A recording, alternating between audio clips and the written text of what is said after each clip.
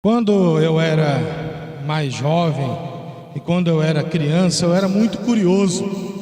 E então eu tentava perguntar as coisas para minha mãe, e em virtude da sua humildade, da sua origem da área rural, a maioria das coisas ela não sabia responder.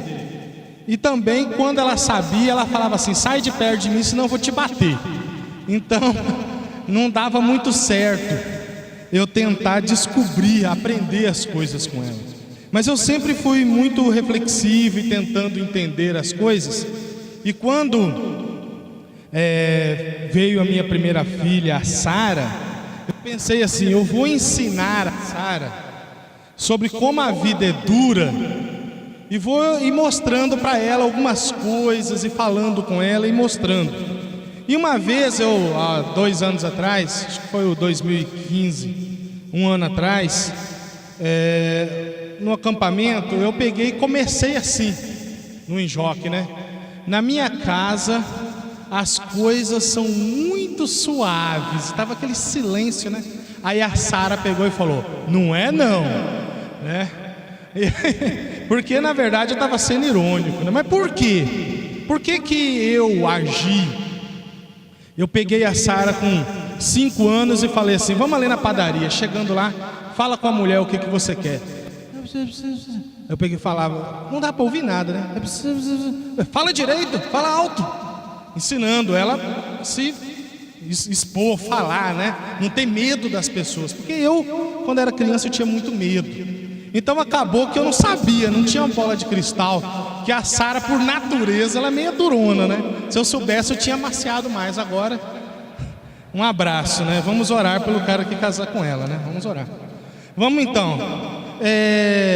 Eu estou falando sobre essa questão dos mandamentos, de ensinar, porque hoje o tema da nossa mensagem são os mandamentos de Jesus, né? Então, todo pai, ele pode pegar e criar o seu filho falando sim para tudo. Tudo que o filho pedir, você dá. Você pode criar o seu filho assim. Só que você sabe que se você fizer isso, ou ele vai ser um vagabundo, um preguiçoso, ou ele vai te matar, ou alguma coisa ruim vai acontecer. Alguma coisa errada vai acontecer. Se você disser sim e não der uma orientação firme, especialmente naquelas idades iniciais.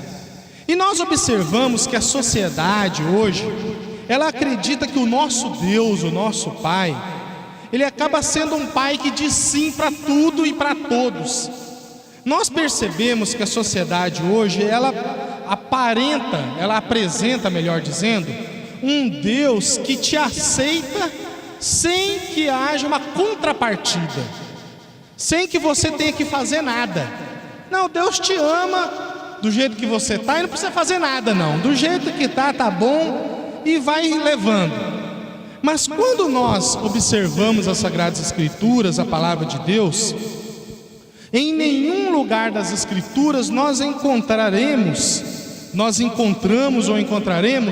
o ensino de que Deus nos aceita sem pedir nada de nós. Não existe esse ensino de que Deus nos aceita sem pedir uma contrapartida. Porque na verdade, aquilo que Ele pede de nós é obediência. E a obediência, se comparada à cruz que está lá no passado e nos afeta hoje, e ao céu que está no futuro, a nossa obediência não é nada. É muito pouco comparado com o benefício que nós temos. Portanto, um cristianismo verdadeiro, um cristianismo que realmente busca ser genuíno, o que ele é? Ele é uma forma de viver olhando para si e refletindo nos seus atos se são ou não iguais aos de Jesus. Se eu estou olhando para mim mesmo e estou imitando Jesus. O cristianismo verdadeiro é uma imitação de Jesus. Então, a primeira coisa que eu gostaria de compartilhar hoje nessa questão dos mandamentos de Jesus, a primeira coisa não, já compartilhei várias coisas, então vamos lá.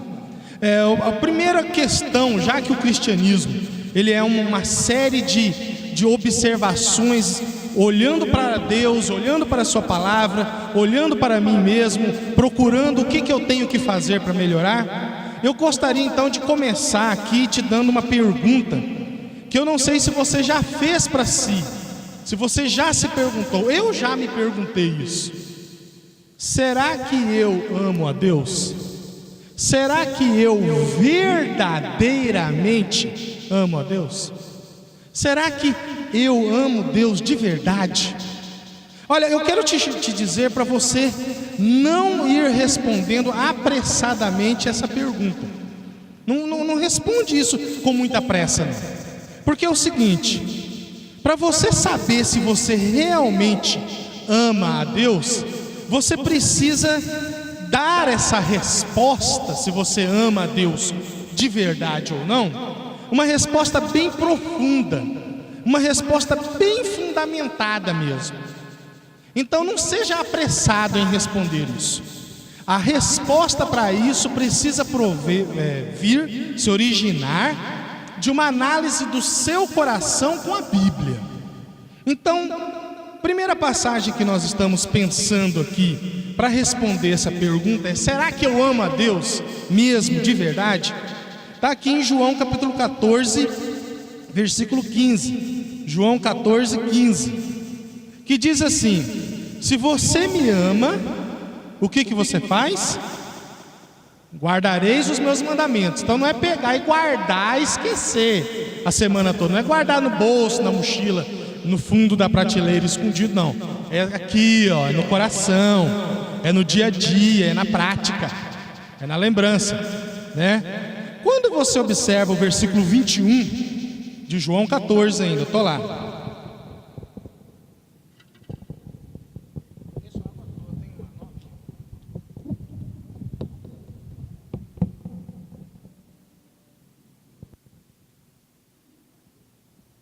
Então, João 14, 21. Aquele que tem os meus mandamentos e os guarda, esse é o que me ama. E aquele que me ama será amado por meu Pai, e eu também o amarei e me manifestarei a ele. Agora leia comigo o 23 e o 24 também.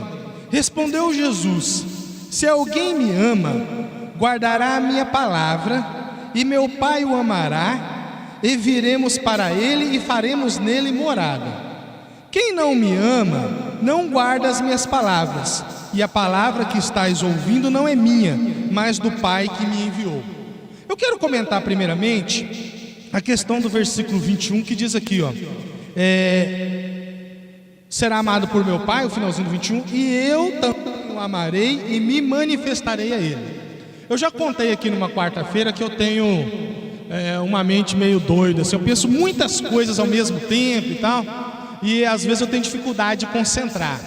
Mas por outro lado, uma vantagem que eu utilizo a minha mente, que pensa muito, é que eu gosto muito de me imaginar eu não acredito que vai ter uma fila, vai ser julgado, ó, você vai para o céu, você vai para o inferno.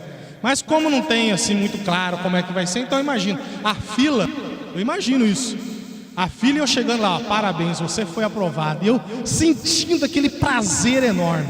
Você sabe que quando você imagina um momento bom na sua vida, você não sente aquilo de novo? Você não sente aquele prazer, aquela coisa gostosa novamente? A mesma coisa acontece se você fica repetindo pensamentos ruins, lembranças ruins. Então, eu faço isso. Eu gosto de imaginar eu sendo aprovado por Deus. Eu sinto uma coisa maravilhosa. E essa semana eu fiz uma reflexão. Uma vez eu fiz um tratamento com um psicólogo, um irmão me ajudou. Foi uma coisa excelente, de fazer uma meditação. E a meditação que eu fiz foi o seguinte: eu fechei meus olhos e durante alguns minutos eu fui orando a Deus, e eu me imaginei lá vendo a cruz. Eu me imaginei vendo Jesus sendo sacrificado. Sabe, eu senti a presença de Deus naquele momento. E quando a palavra de Deus fala, eu o amarei e me manifestarei, me mostrarei a Ele, é porque Deus se mostra a você por meio da cruz, por meio da palavra, por meio da sua meditação na palavra. Então, a coisa que nós precisamos ter em mente é que para nós podermos amar realmente a Deus, nós precisamos ser o quê? Obedientes a Ele. E Ele provê meios para isso. Então, e lembre-se disso: quem não me ama, não guarda as minhas palavras. Então você tem guardado as palavras de Deus? Vamos dar uma continuada aqui. João 15, versículo 10, reforçando essa ideia. Jesus é muito claro, João 15, 10. Se guardardes os meus mandamentos, permanecereis no meu amor, assim como também eu tenho guardado os mandamentos de meu Pai, e no seu amor permaneço. Agora eu quero que você pare e pense o seguinte: amor, uma palavra forte, não é? Então eu não vou aqui pedir para você pensar no amor de marido e mulher, não, que é forte também, mas às vezes você brigou com a sua mulher, às vezes você está meio cansado. Eu quero que você pense no amor de pai para filho, de mãe para filho. Aquele amor, quando você viu o bebezinho pela primeira vez, quando a criança te abraçou, esse amor de ver o seu neto, a sua neta, aqueles irmãos que já estão nessa fase. Agora eu te digo que Jesus está fazendo uma promessa aqui. Então nós só vamos conseguir fazer as coisas se formos motivados, não é mesmo?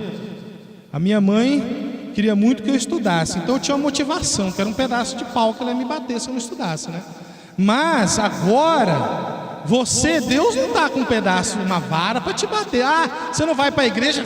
Não, não tem nada disso. E eu também, a minha motivação, a sua motivação, a nossa motivação é experimentar essa coisa deliciosa. E Ele promete: permanecereis no meu amor. Você já parou para imaginar como é bom o amor de Deus?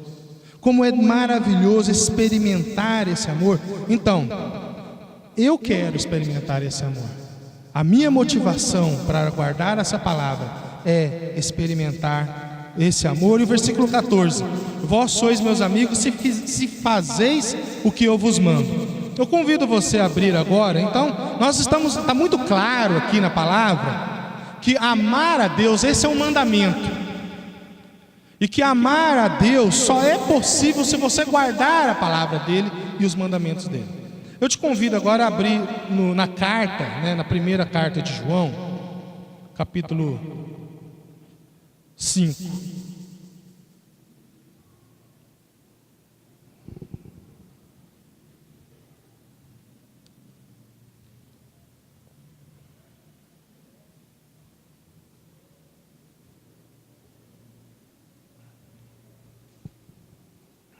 (1 a 3). Primeira carta de João, capítulo 5, versículos 1 a 3. Todo aquele que crê que Jesus é o Cristo é nascido de Deus. E todo aquele que ama ao que o gerou, também ama ao que dele é nascido. Nisto conhecemos que amamos os filhos de Deus, quando amamos a Deus e praticamos os seus mandamentos. Porque este é o amor de Deus, que guardemos os seus mandamentos. Ora, os seus mandamentos não são penosos. Então, essa passagem aqui, nessa passagem, tem dois ensinamentos que me tocam o coração aqui. O primeiro é que eu quero que você preste muita atenção, que a palavra de Deus está dizendo que os mandamentos não são penosos. Ora, os seus mandamentos não são penosos, não são pesados. O que é que essa passagem quer dizer? E o que é que atrapalha muitas pessoas de conseguirem concordar com essa palavra aqui? Porque existem pessoas que falam: não, os mandamentos de Deus são penosos demais, são pesados demais, eu não consigo praticar, eu não dou conta de praticar, eu não dou conta de obedecer. O que é que impede? A primeira coisa que impede as pessoas de conseguirem vivenciar essa ideia de que os mandamentos não são penosos é que elas acham que é impossível. A palavra de Deus não está dizendo que esses mandamentos são impossíveis. Tem gente que pensa que é impossível, mas a verdade é que isso daqui, viver esse relacionamento com Deus, é uma meta para a vida toda, é uma bússola, é um objetivo, é um alvo, é para onde você tem que ir, você tem que caminhar para aquilo. Então, muitas vezes, os mandamentos de Deus são difíceis, é difícil perdoar, por exemplo, mas tem que ser o seu objetivo, perdoar, tem que ser o seu alvo, tem que ser a sua meta para a vida toda. Algumas pessoas também falam que ele é pesado. Por quê? Porque a pessoa, ela escolhe seguir a sua própria vontade. Então, a vontade, o nosso problema é a vontade. Quando você tem muita vontade de uma determinada coisa, quando a sua vontade é grande, mas grande demais mesmo, então você vai e faz. Você vai à luta, você peleja por aquilo. E muitas vezes a vontade nossa da carne é tão grande, que ela impede, atrapalha a vontade de Deus. Porque é isso, é uma guerra, é uma batalha. A palavra de Deus nos diz, Jesus conta em Mateus capítulo 16, ele fala que, vamos ler lá, Mateus capítulo 16, versículo 25.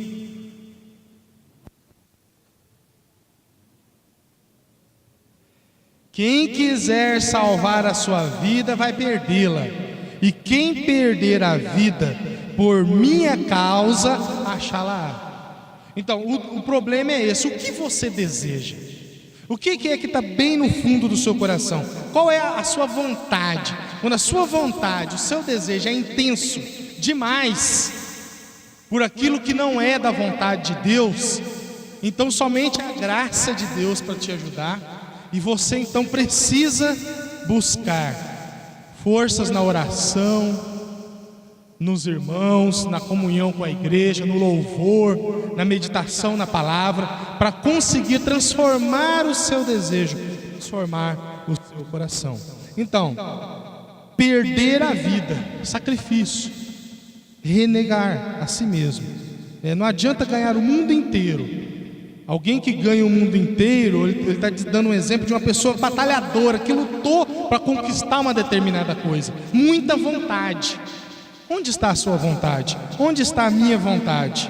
Então é por isso que a gente tem os mandamentos de Deus. Eu estou conversando aqui, o texto que diz que os mandamentos não são penosos, mas eles não são penosos para aquele que primeiro não acredita que esses mandamentos são impossíveis. Eles são uma meta, é um objetivo. E em segundo lugar, ele não é penoso a partir do momento que você entende que você tem que sacrificar a sua vida, que você tem que sacrificar a sua vontade. A vontade tem que ser focada na vontade de Deus. E é também penoso, é pesado para quem se contamina com o mundo. Filipenses capítulo 3, versículos 17 e 19. Abra comigo, por favor, lá, Filipenses.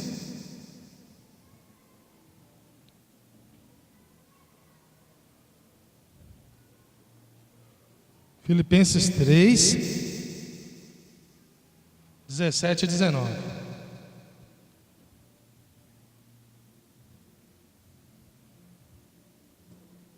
Irmãos, então Filipenses 3, versos 17 em diante. Irmãos, sede imitadores meus e observai os que andam segundo o modelo que tendes em nós. Pois muitos andam entre nós, dos quais repetidas vezes eu vos dizia, e agora vos digo até chorando, que são inimigos da cruz de Cristo. O destino deles é perdição, o Deus deles é o ventre, e a glória deles está na sua infâmia, visto que só se preocupam com as coisas terrenas. Então, essa passagem aqui, ela nos ensina muitas coisas, mas o foco que eu gostaria de dar aqui é a questão do versículo 19. O destino deles é a perdição, o Deus deles é o ventre. O Deus deles, quando essa palavra fala assim, quando a Bíblia fala que o Deus deles é o ventre, é porque as pessoas entendiam que a fonte, a base de tudo estava aqui nessa região, e que um dos maiores prazeres do ser humano é comer, né? Nós sabemos muito bem disso, eu sei muito bem disso e tudo mais, né? Muito bem. Então, agora a questão, o problema é quando você torna o seu paladar, as suas experiências físicas, o teu Deus. É isso que essa palavra está dizendo. O Deus dessas pessoas estava sendo o seu prazer carnal. Então, não tem nada errado em você comer, desfrutar desse prazer, ou do casamento, do que traz o casamento, ou do trabalho, do que traz o trabalho, e assim vai. O problema é quando aquela bênção se torna o teu Deus. Você inverte tudo. Então não pode. Então a pessoa que é contaminada pelo mundo e não tem Deus como seu Deus, mas tem, seja o seu status, seja o seu emprego, seja comer, beber, etc., como seu Deus. Quando a pessoa tem o prazer como seu Deus, então realmente o mandamento de Deus se torna penoso. Mas, como eu te falei, é um processo da santificação. Então no começo da caminhada cristã vai ser difícil, mas se você não desistir e continuar perseverando, você vai ver que é muito mais prazeroso fazer a vontade de Deus do que viver nos prazeres da carne. É algo maravilhoso, é uma emoção, é desfrutar algo que não tem fim, é muito bom. Então, e é pesado, enfim, eu queria dizer que para quem não coloca os seus olhos na cruz e na recompensa que vem, tá? Então você tem que entender isso. É da mesma maneira como eu falei sobre a minha criação com a Sara, né?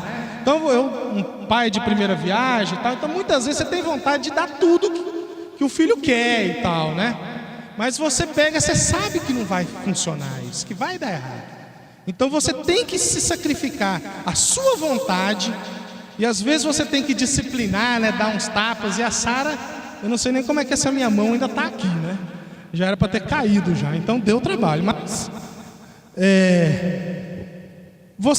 quantas vezes eu fiz isso sem querer? Não foi porque eu não queria fazer aquilo, mas eu tinha que fazer, porque eu almejava e almejo um futuro para as minhas filhas, para a minha filha. Então a mesma coisa você tem que ter em relação à sua própria vida. Você tem que sacrificar o seu desejo, a sua vontade, pensando em duas coisas. Primeiro, que Jesus se sacrificou por você, e depois que há uma recompensa maravilhosa lá na frente. Mesmo quando você não tem vontade, faça. É Deus quem efetua em nós tanto querer quanto realizar. Então ora a Deus: Deus, me faça sentir vontade. Eu vou fazer mesmo sem ter vontade. Eu vou para o culto, eu vou orar, vou ser obediente. E vai Deus transformando as nossas vidas, o seu coração, o meu coração. Então eu gostaria de terminar a mensagem de hoje com duas passagens importantes sobre essa reflexão, sobre a recompensa que você vai ganhar. A primeira passagem é uma passagem que eu repetia muitas vezes para mim quando eu era solteiro. Eu fui criado num ambiente meio doido, né? Não foi inteiro não. Então eu desejava muito, quando eu já tinha 17, 18 anos, já sair de casa, ter minha família, ter minha casa, tanto que com 21, quase 22, né? Eu casei, né? Então, eu repetia muito o versículo 18 de Romanos 8, naquela época. Romanos 8, 18. Romanos 8, versículo 18.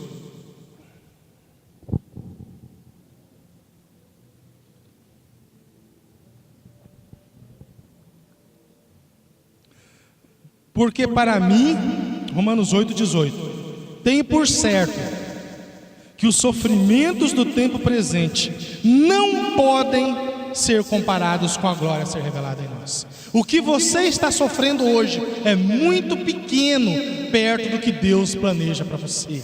O que você está passando hoje, seja a dor, seja a decepção, seja a vergonha, seja a frustração, seja a ansiedade, depressão, seja o que for que você está passando, pessimismo, é muito pequeno comparado com as coisas boas que Deus quer dar para você. Não perca essa fé. E eu termino então com 1 Coríntios 2:9, que é uma passagem linda, maravilhosa também. Nós precisamos ser motivados pelas promessas de Deus. Elas nos foram dadas para sermos coparticipantes. Então, 1 Coríntios 2:9, da natureza divina, né? Essas promessas nos foram dadas para sermos coparticipantes da natureza divina. 1 Coríntios 2:9. Mas como está escrito: nem olhos viram, nem ouvidos ouviram, nem jamais penetrou em coração humano o que Deus tem preparado para aqueles que o amam. Você ama Jesus? Eu amo Jesus. Houve momentos na minha vida, mesmo depois de batizado, que eu não amei, mas pela sua misericórdia eu voltei a amá-lo. E a melhor coisa que eu posso fazer na minha vida é amar a Deus. Procure amar a Deus, tente amar a Deus, se esforce, coloque como a principal objetivo da tua vida, como principal alvo da tua vida, amar a Deus acima de todas as coisas. Não tem nada melhor, não tem nada mais prazeroso, não tem prazer mais duradouro, não tem visão mais linda, não tem satisfação, alegria, ânimo, esperança maior do que aquilo que Deus vai nos dar no céu. Que Ele seja louvado. Vamos agora louvar a Deus com os cânticos. Os irmãos que desejarem uma oração podem se aproximar. Que Deus seja louvado.